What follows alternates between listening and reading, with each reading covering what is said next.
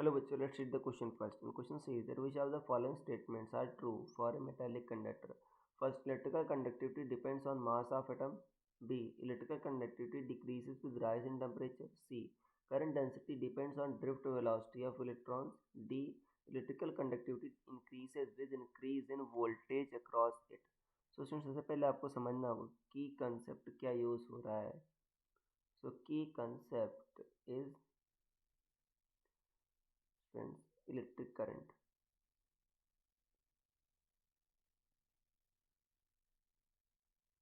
देखो, कंडक्टर के अंदर इलेक्ट्रिक करंट आपका इलेक्ट्रॉन्स की मोशन के कारण होता है.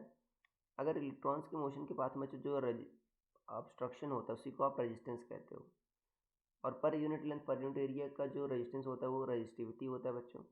और रेजिस्टिविटी आपकी टेम्परेचर के साथ बढ़ती है. रो इक्वल टू क्या होता है, rho naught 1 plus alpha delta theta.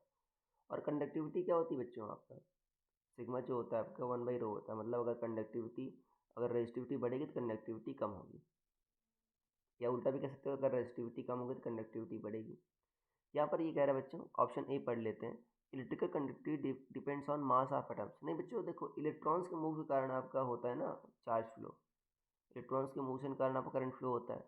तो एटम्स के मास पर डिपेंड नहीं करता वो. तो ये तो आपका गलत हो गया. बी कह रहा है electrical conductivity decreases with rise in temperature.